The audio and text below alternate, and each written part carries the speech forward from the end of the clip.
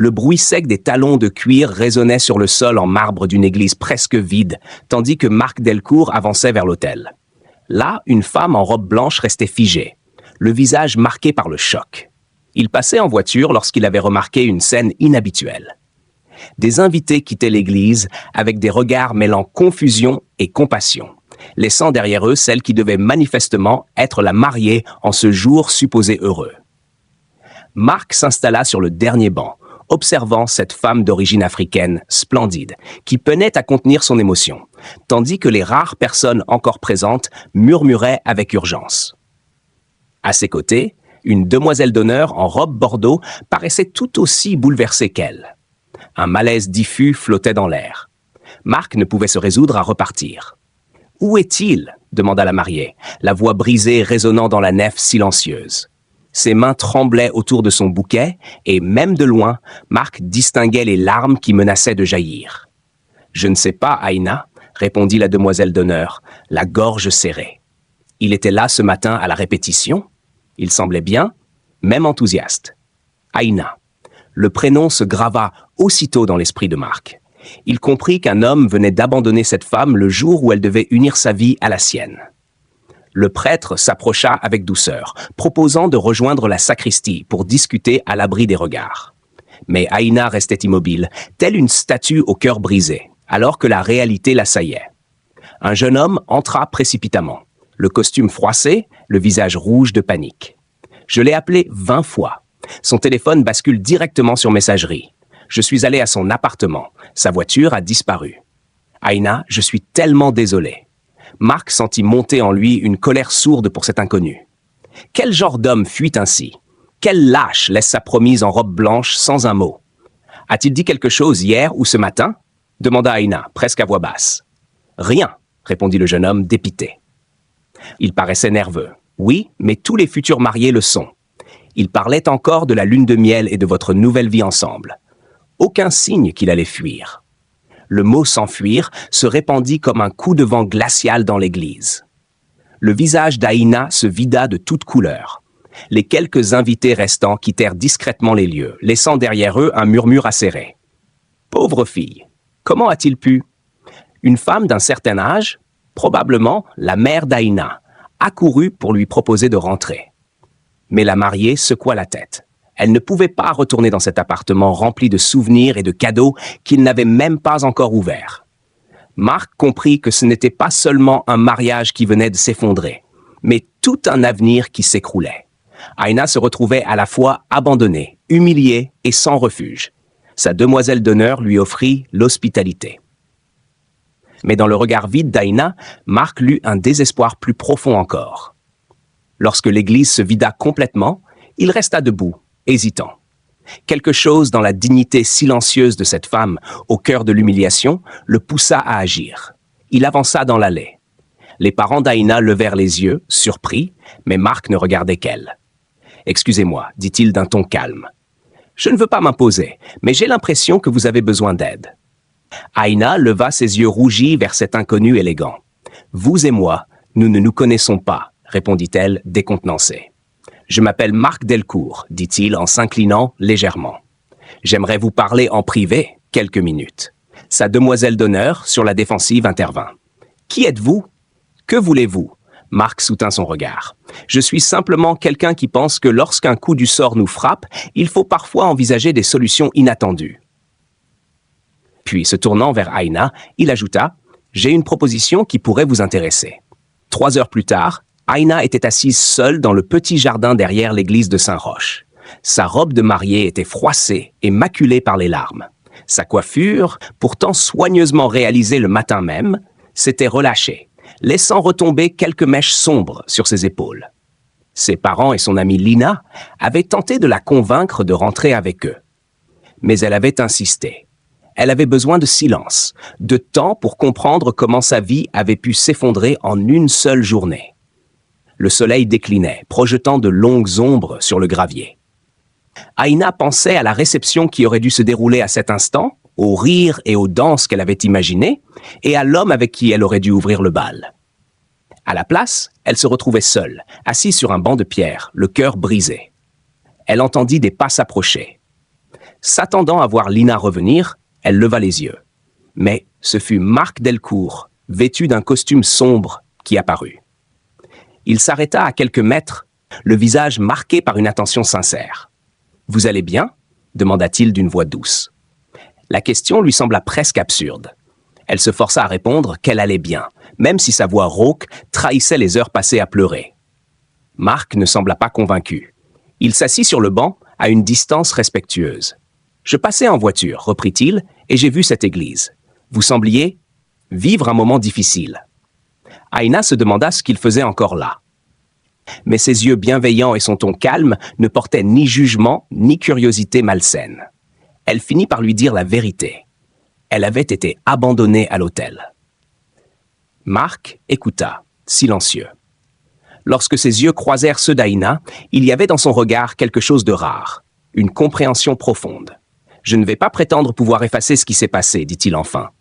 Mais je crois pouvoir vous aider à reprendre pied plus vite que vous ne l'imaginez. » Intrigué, Aïna fronça les sourcils. « J'ai besoin d'une épouse, précisa-t-il. Pas pour l'amour ou la passion, pour des raisons professionnelles. Mon travail exige une image de stabilité, et être célibataire commence à me desservir. » Aïna écarquilla les yeux, croyant d'abord à une mauvaise plaisanterie. « Je parle d'un mariage de convenance, continua Marc, d'un accord clair avec des limites précises. Vous auriez un toit, une stabilité immédiate, et le temps de réfléchir à ce que vous voulez vraiment faire de votre vie. » Elle se redressa, partagée entre l'incrédulité et une étrange curiosité. « Et que gagneriez-vous dans cet accord ?» demanda-t-elle. Marc la fixa avec une honnêteté désarmante. « De la compagnie, répondit-il, et peut-être la chance de bâtir quelque chose de solide, même si c'est d'abord sur un plan pratique. » Aïna détourna le regard vers le jardin. Cette proposition était insensée. Et pourtant, au fond d'elle, une petite voix murmurait que, peut-être, c'était précisément la bouée de sauvetage dont elle avait besoin. Le lendemain matin, Aïna se réveilla dans le petit appartement de Lina. Pendant quelques secondes, elle ne sut plus où elle était. Puis les souvenirs de la veille revinrent, lourds comme un poids sur sa poitrine. L'abandon, l'église vide et la proposition étrange de Marc Delcourt. Elle s'assit sur le canapé-lit, les yeux encore gonflés. Sur la table basse, la carte de visite de Marc l'attendait, blanche et sobre, avec son nom gravé en lettres nettes. Lina sortit de la cuisine avec 2 tasses de café brûlant. « Comment tu te sens ?» demanda-t-elle, la voix prudente. « Comme si un train m'était passé dessus ?» répondit Aïna en prenant la tasse. Elle lui raconta alors la rencontre avec Marc, chaque détail de leur conversation. Les yeux de Lina s'écarquillèrent. « Tu es sérieuse ? Un mariage arrangé avec un homme que tu connais depuis moins d'une journée ? » « Aïna, c'est de la folie. Et si ce n'était pas le cas, répliqua Aïna, plus pour elle-même que pour convaincre son ami. Et si c'était ma chance de repartir sans dépendre de personne ? Lina secoua la tête. « Tu sais quoi ? C'est toi qui vois. Mais promets-moi au moins de vérifier qui il est vraiment. » Aïna hocha la tête. Elle avait déjà cherché son nom sur Internet au petit matin. Marc Delcourt, directeur d'une société de services internationaux réputée pour sa discrétion et ses projets caritatifs. Aucun scandale, aucune rumeur. 1 heure plus tard, elle composa son numéro. La voix de Marc répondit aussitôt, comme s'il attendait son appel. Ils convinrent de se voir dans son bureau au centre de Villefranche. Le lieu respirait la sobriété et l'ordre. Marc l'accueillit avec un sourire poli et un café, puis ils s'assirent face à face. « Voici ce que je propose, expliqua-t-il. Un mariage légal avec des conditions claires. Nous garderons nos vies personnelles séparées, mais nous apparaîtrons ensemble dans les événements sociaux et professionnels. Je m'occuperai du logement, des dépenses, et en échange, vous remplirez ce rôle à mes côtés. »« Et pour combien de temps ?» demanda Aïna. « 1 an pour commencer, répondit-il. Puis nous déciderons si nous continuons ou non. » Aïna resta silencieuse un moment, les yeux fixés sur la table. Elle pensait à son appartement qu'elle ne pouvait plus affronter, à ses économies réduites et à la sensation de vide qui l'écrasait depuis la veille. « D'accord, dit-elle enfin, mais j'ai une condition.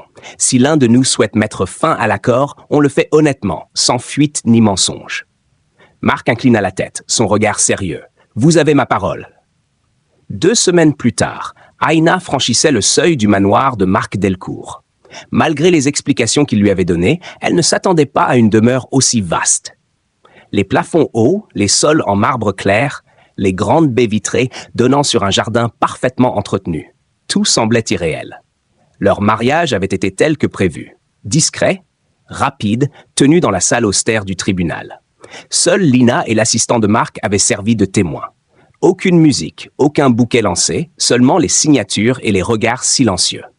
Mark lui indiqua la chambre qui lui était réservée. Au premier étage, deuxième porte à droite. La pièce était plus grande que tout l'appartement de Lina.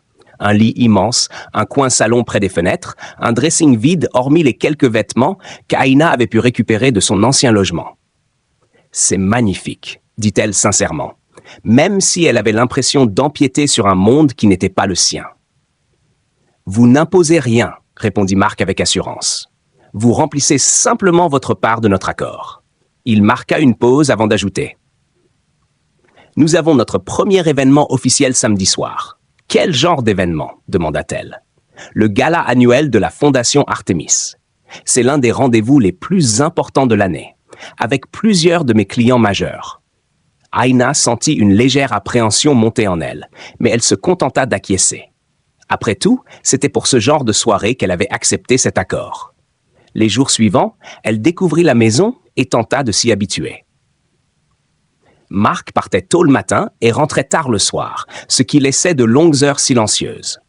Ils se croisaient surtout au dîner, échangeant des conversations polies, chacun restant sur ses gardes. Le jeudi, Mark rentra plus tôt que prévu, portant plusieurs sacs. « J'ai pensé que vous auriez besoin d'une tenue pour samedi. » Aïna sortit de l'un des sacs une robe bleu nuit, élégante, parfaitement coupée. La matière fluide glissait entre ses doigts. Et la couleur faisait ressortir la chaleur de son teint. « Comment connaissez-vous ma taille ?» demanda-t-elle, surprise. « J'ai demandé à Lina », avoua-t-il avec un léger sourire. Ce geste inattendu la toucha plus qu'elle ne voulait l'admettre. Le samedi soir arriva plus vite qu'Aïna ne l'avait imaginé. Elle passa de longues minutes à coiffer ses cheveux et à appliquer son maquillage avec un soin qu'elle n'avait pas eu depuis longtemps. En enfilant la robe bleu nuit offerte par Mark, elle eut un instant d'hésitation devant le miroir. L'image qui lui renvoyait son reflet était celle d'une femme confiante, élégante, prête à affronter une salle remplie d'inconnus. Même si, au fond, son cœur battait un peu trop vite. En descendant l'escalier principal, elle aperçut Mark qui l'attendait dans le hall. Il portait un smoking parfaitement ajusté. Lorsqu'il leva les yeux vers elle, son regard se transforma, empreint d'une surprise sincère et d'une lueur d'admiration. « Vous êtes splendide, » dit-il simplement. « Merci, » répondit-elle avec un sourire timide. « Vous n'êtes pas mal non plus. » Dans la voiture qui les conduisait vers l'hôtel de Villefranche où se tenait le gala, Mark lui donna un rapide aperçu des invités clés. La famille Hartmann, très attachée aux traditions. Madame Artemis, mécène influente qui valorisait la stabilité familiale chez ses partenaires commerciaux. Richard Torres, un investisseur hésitant qui doutait de la capacité de Mark à représenter une image stable. Aucune pression, ajouta-t-il avec un léger sourire.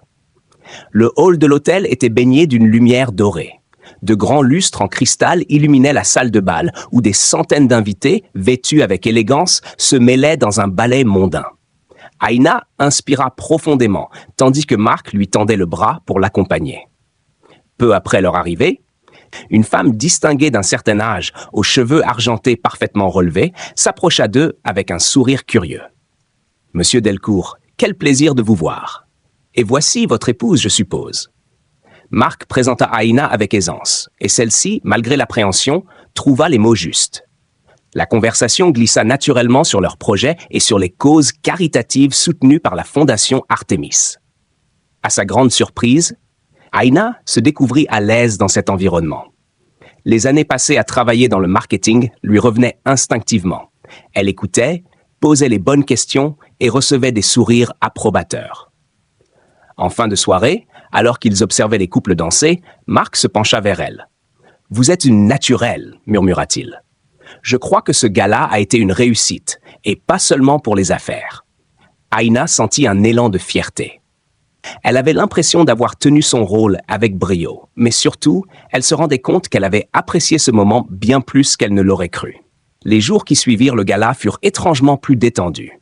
Mark et Aina, jusque-là prudents dans leurs échanges, semblaient avoir franchi une étape. Les repas du soir se prolongeaient par des discussions plus personnelles, évoquant parfois leurs enfances, leurs voyages ou leurs rêves. Un matin, Aina se réveilla avec une sensation de lourdeur dans tout le corps. Sa gorge la brûlait, sa tête lui semblait enveloppée dans du coton et chaque mouvement lui demandait un effort. En descendant péniblement à la cuisine, elle trouva Mark déjà présent, une tasse de café à la main. « Vous êtes pâle », constata-t-il en reposant sa tasse.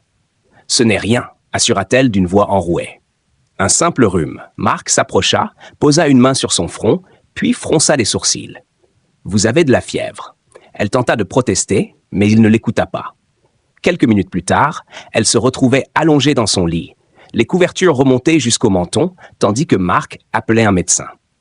Le docteur Lenoir, un homme au visage bienveillant, confirma qu'il s'agissait d'une grippe virulente. Repos absolu, hydratation et traitement approprié furent prescrits.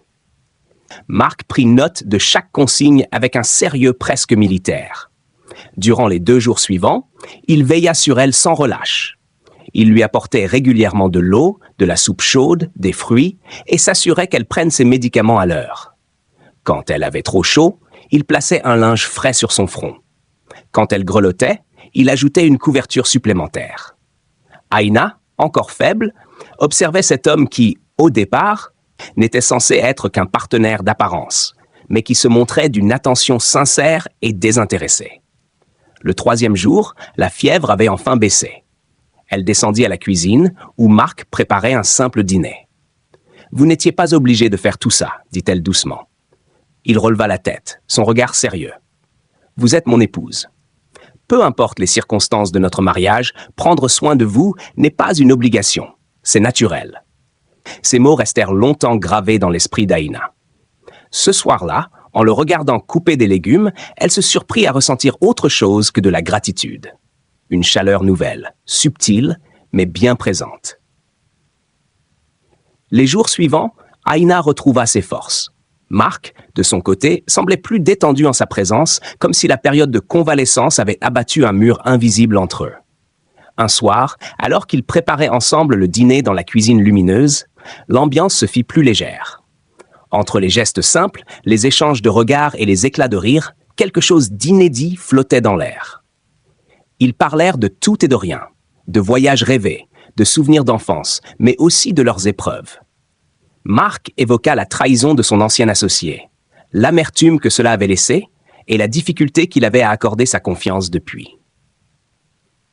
Aina, elle, parla de l'abandon à l'église, de la douleur d'être humiliée devant tous, mais aussi de la force inattendue qu'elle avait puisée en elle depuis ce jour.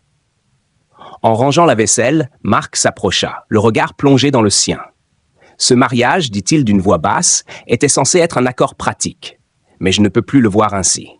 Aina sentit son cœur accélérer. « Je vous vois désormais comme ma véritable épouse », poursuivit-il. « Je me surprends à attendre nos conversations, à penser à vous lorsque je travaille, à vouloir partager plus que des obligations sociales. » Elle resta un instant silencieuse, les émotions se bousculant. Puis, elle répondit, presque dans un souffle, qu'elle ressentait la même chose. Mark esquissa un sourire, celui d'un homme soulagé de ne plus devoir cacher ses sentiments. Ils se rapprochèrent, et leurs lèvres se rencontrèrent dans un baiser doux, loin de la formalité de leur mariage au tribunal. Cette nuit-là, ils parlèrent longuement, comme pour rattraper toutes les confidences retenues jusqu'ici. La prudence initiale laissa place à une complicité évidente, et l'arrangement qu'ils avaient signé quelques semaines plus tôt venait de se transformer en quelque chose de bien plus précieux. Quelques semaines après cet aveu mutuel, la vie prit un rythme nouveau pour Mark et Aina. Leur relation s'épanouissait, mêlant complicité personnelle et soutien professionnel. Mark lui proposa un matin, alors qu'il prenait le petit déjeuner dans la cuisine ensoleillée, de venir assister à une réunion stratégique dans ses bureaux de Villefranche. L'idée n'était pas anodine. Il souhaitait qu'elle participe activement à un projet de communication pour la division environnementale de son entreprise. Aina hésita d'abord. Elle n'avait pas travaillé depuis plusieurs mois et craignait de ne pas être à la hauteur. Mais la confiance que Mark plaçait en elle finit par l'emporter. Le jour venu, elle entra dans les locaux modernes de Delcourt International, accueillie par un personnel courtois mais curieux. Dans la salle de conférence, elle prit place à côté de Marc, écoutant attentivement les présentations. Lorsqu'on évoqua la campagne de communication en cours, elle se permit de faire une observation. Les documents insistaient trop sur les détails techniques et pas assez sur les bénéfices concrets pour les clients. Le silence qui suivit fut bref. Puis Marc prit la parole pour souligner la pertinence de son analyse. Ils passèrent ensuite l'après-midi ensemble à revoir les supports, réécrivant certains passages, ajoutant des visuels plus percutants. Aïna retrouvait peu à peu les réflexes de son ancien métier, et l'enthousiasme qu'elle croyait dû refit surface. En sortant du bureau ce soir-là, Marc la regarda avec un mélange de fierté et d'admiration. « Vous avez un talent rare, dit-il. Ce n'est pas seulement votre présence à mes côtés qui m'aide, c'est votre vision. » Aïna sentit ses joues s'échauffer, mais surtout, elle comprit que leur partenariat prenait désormais une nouvelle dimension. Elle n'était plus seulement l'épouse de façade qu'elle avait accepté d'être au départ. Elle devenait une alliée à part entière, dans tous les sens du terme. Un soir de printemps, alors qu'Aïna quittait le siège de Delcourt International, elle aperçut une silhouette familière appuyée contre une voiture garée non loin. Son cœur eut un raté. C'était Thomas, son ex-fiancé, l'homme qui l'avait abandonné le jour de leur mariage. Pendant un instant, elle crut à une hallucination. Mais il se redressa dès qu'il la vit et s'avança vers elle, un mélange de nervosité et de détermination dans le regard. « Aïna, dit-il d'une voix basse. Merci de t'arrêter. Je n'étais pas certain que tu accepterais de me parler. » Elle se redressa, croisant les bras. « Que veux-tu, Thomas ?» Il baissa les yeux, hésitant. « Je sais que j'ai tout gâché. Je sais que je t'ai blessé d'une manière impardonnable. Mais j'ai passé ces derniers mois à réfléchir, à comprendre ce qui m'avait poussé à fuir. J'ai suivi une thérapie. J'ai travaillé sur mes peurs. » Aïna resta immobile. Les paroles glissaient sur elle comme de l'eau sur une pierre. « Je t'aime encore, poursuivit-il, et je suis prêt à réparer mes erreurs. Si tu acceptes, nous pourrions reprendre là où nous nous étions arrêtés. » Elle inspira profondément, puis répondit avec calme. « Thomas, il y a plus de 4 mois, tu as pris la décision de tourner le dos à notre vie commune. Ce choix t'appartient, et rien de ce que tu dis aujourd'hui ne pourra effacer ce moment. » Il eut un rire amer. « Alors, il n'y a aucune chance ? » « Aucune, répondit-elle sans trembler, parce que depuis ce jour, j'ai reconstruit ma vie, et j'ai épousé un homme qui ne m'a jamais donné la moindre raison de douter de lui. » Le visage de Thomas se figea. « Tu es mariée ? » ?»« Oui. » »« Et heureuse. » Il recula d'un pas, comme frappé par un coup invisible. Pendant un long silence, il sembla vouloir trouver une phrase qui changerait la donne. Mais rien ne vint. Finalement, il hocha la tête et murmura d'une voix éteinte qu'il espérait qu'elle ne regretterait pas sa décision. Aïna le regarda s'éloigner, un étrange sentiment de paix s'installant en elle. Cette rencontre avait scellé définitivement un chapitre de sa vie qu'elle ne voulait plus rouvrir. Les semaines qui suivirent la rencontre avec Thomas furent marquées par une sérénité nouvelle. Aïna avait le sentiment d'avoir fermé la porte sur une partie de sa vie qui ne lui apportait plus rien. Elle pouvait désormais se tourner pleinement vers l'avenir. Un avenir qui, pour elle, portait le nom de Marc Delcourt. Un soir, alors qu'il dînait dans la cuisine, Marc posa sa fourchette et la regarda avec un sérieux inhabituel. « J'aimerais que nous organisions une vraie cérémonie de mariage, » dit-il. Pas l'acte administratif expédié au tribunal, mais une célébration entourée de nos proches, où je pourrais te promettre devant tous que je serai à tes côtés toute ma vie. Le cœur d'Aïna se serra. L'idée l'émut profondément. Elle accepta sans hésiter. Les préparatifs s'étalèrent sur plusieurs mois. Ensemble, ils choisirent un jardin botanique de Villefranche, un lieu baigné de fleurs et de lumière. Lina, ravie de redevenir demoiselle d'honneur, accompagna Aïna dans le choix d'une robe élégante et fluide, bien loin de celle qui portait encore le souvenir amer de son mariage raté. Le grand jour arriva, ensoleillé, porté par une douce brise. Les invités prirent place sur les chaises blanches installées face à l'arche fleurie. Lorsque la musique commença, Aïna s'avança dans l'allée, les yeux fixés sur Marc. Il la regardait comme si rien d'autre n'existait. Ils échangèrent des vœux écrits chacun de leur côté. Marc parla de la lumière qu'elle avait apportée dans sa vie, de la confiance retrouvée et de l'amour qu'il lui promettait chaque jour. Aïna évoqua le nouveau départ qu'il lui avait offert, sa tendresse et la certitude qu'elle avait trouvé en lui un véritable foyer. Lorsqu'ils s'embrassèrent, les applaudissements et les acclamations emplirent le jardin. Cette fois-ci, il n'y avait ni peur ni incertitude, seulement une joie pure et partagée. La réception se poursuivit dans une ambiance chaleureuse. Les rires se mêlaient aux discussions animées, et plusieurs invités vinrent féliciter Aïna, non seulement pour son mariage, mais aussi pour son rôle dans la réussite des projets environnementaux de Delcourt International.